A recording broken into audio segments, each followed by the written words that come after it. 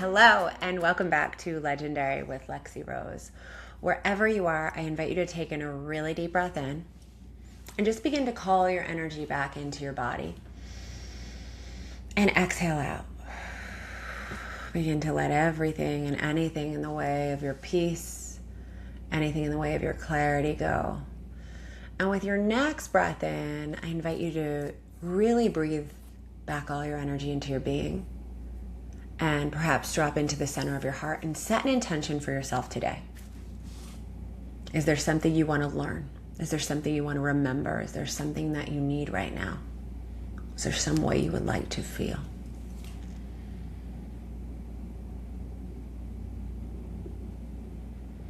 And my intention is that you receive something that inspires you, that ignites you, that fortifies you, that reminds you that you are exactly where you are meant to be, and that everything you desire to experience in this reality is available to you. Today's podcast is all around seasons of change, the roles that you've played, and your identity. So right now you might be in a moment of time where you're waking up and your reality isn't reflecting the life that you have wanted. You are done moving in survival mode and at a pace that no longer serves you. You are done feeling burned out, uninspired, like you're in a hamster wheel. And I want you to really take some time and look at the role you have been playing and check in and see, is who I have been and who I showed up as in my life, is it actually even me? Maybe you've been the one that is always holding it together for everyone, the one who is excelling in every area of life and never feels held, the one who is responsible for everyone's emotions. And maybe you've realized this role is no longer something I want to play. And in fact, this role was never mine. And now you might be at this place where it's actually costing you your life. It's costing you your valuable energy, your life force, your time, your money, your joy.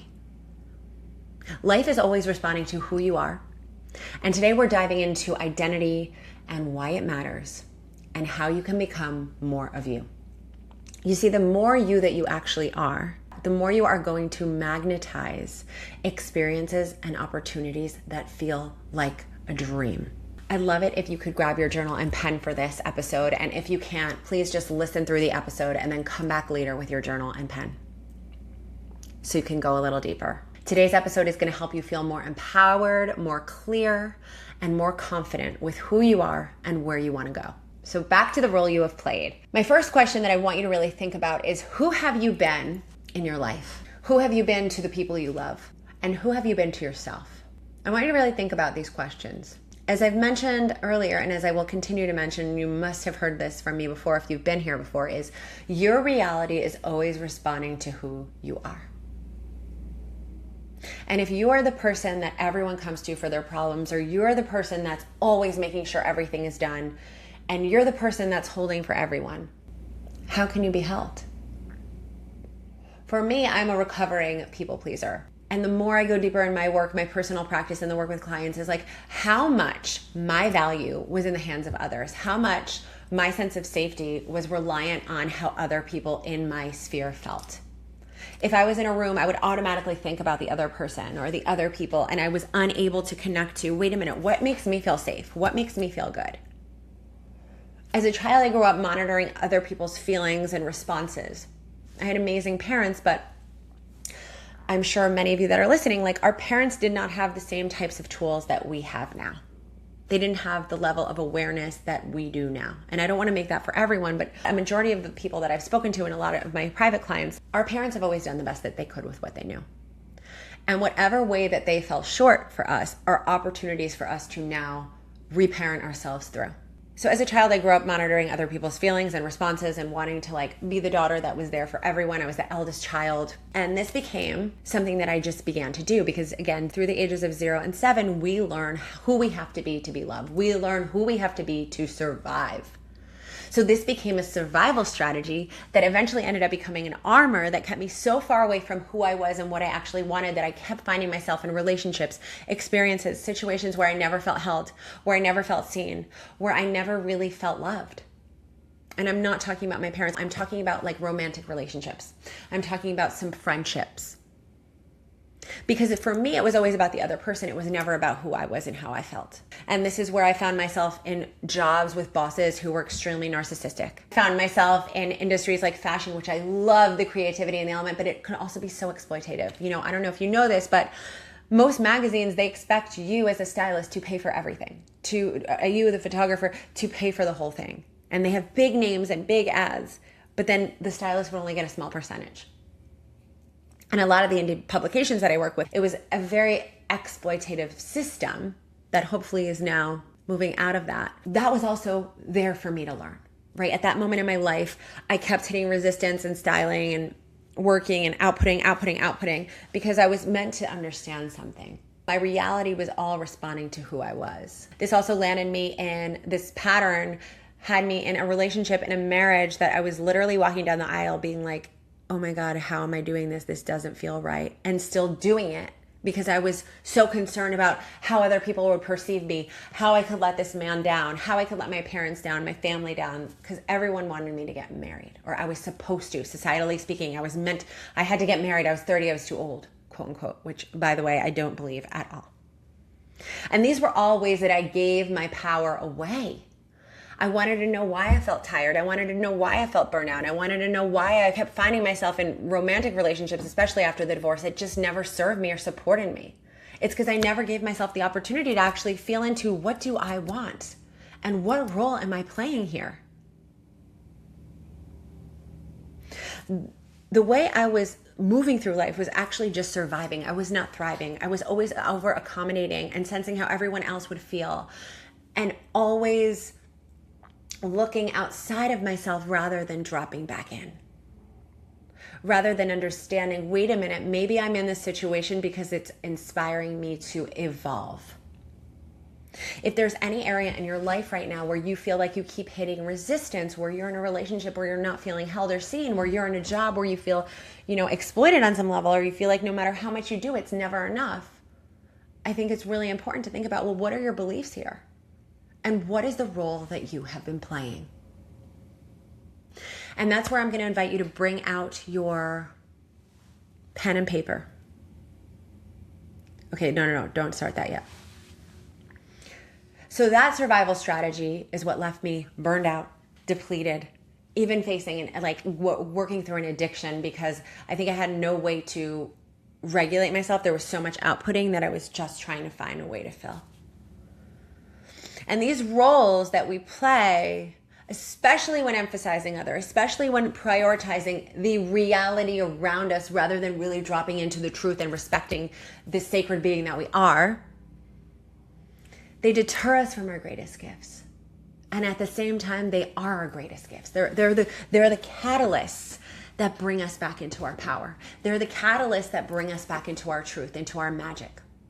Every time you outsource your power, whether it's to, I need to make more money, or which fine, I'm here for it and I help people do that and I support people in doing that, or I want to be in a better relationship, and dropping back into the truth.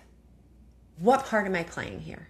So right now you might be in a season where your life is changing. Maybe you don't even know who you are anymore. Maybe you don't even really know what you want, but you know that you're in an experience of life that just isn't it. And I know if you're listening to this, you're a visionary. I know if you're listening to this, you have a big heart. I know you want to experience big, magical things in your life. And the fact that this podcast arrived in your ears, in front of you if you're watching, is because you're ready. You've arrived. So I'm going to invite you to grab your notebook and your pen, and let's dive in. Question 1.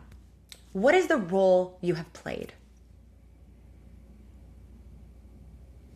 Who have you been in your life? If you were looking from the outside in and you were writing a book about yourself, what is this role? Is it really authentically you, or is it conditioning? Is it a role that you have played to survive?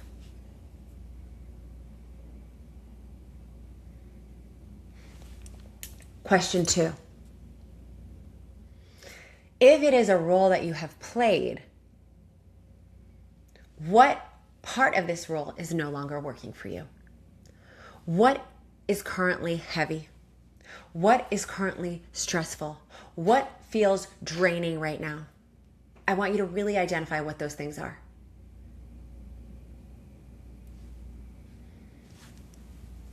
Question 3. What are your values? I really want you to think about, what are your values? Mine are freedom, honesty, beauty, creativity, love, fun. What are your values? And are you actually moving in integrity with them in every area of your life? This can be from the way you do business to the way you engage with people. So if honesty is one of them, what I had to really come clean with was, honesty is one of the values of mine, right? It's always been, because I always say the truth. I'm honest, I'm to the point. But then I noticed how people-pleasing was actually dishonest. How prioritizing another above myself was actually dishonest. So I want you to think about these little ways that they could show up in your life and where you're playing a role that is not in integrity with who you actually are and what your values really are.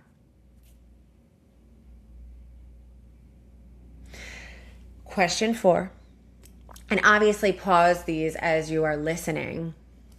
And if you're on a walk, I suggest getting out your note section, right? And these are questions you can come back to again and again. But question 4 is, what do you actually want to experience in your life? What do you actually want to experience? Relationships, travel, hobbies, education. What do you care about right now? What would make your life feel so rich?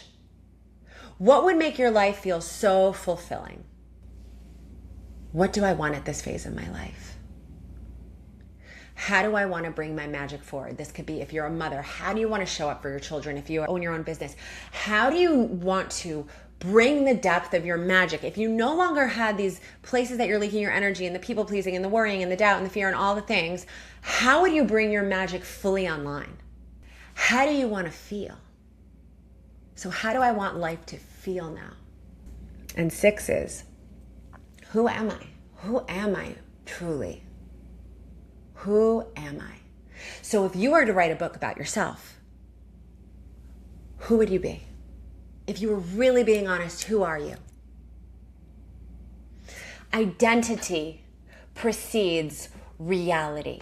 If there are things in your life that you have not yet experienced, that you are ready to experience, that you know in your heart of hearts are meant for you, it is your job to bring that to life. It is your job to show up in the most unapologetic, authentic way. You have codes within you that are here to elevate collective consciousness. You have codes within you that you're bringing through your ancestor lineage, that your ancestors are waiting for you to create that. The legacy that lives beyond you, that walks with you, the humanity that walks with you is waiting for that. It takes one choice to change the trajectory of your life, and today you already made big moves.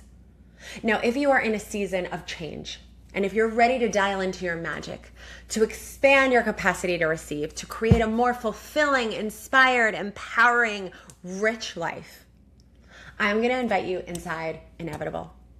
This is my new updated version of Inevitable. If you've been here before, you've heard about it. This is a 6-week potent group experience to help you elevate your identity, to help you dial into your visions and desires and bring them fully to life unapologetically.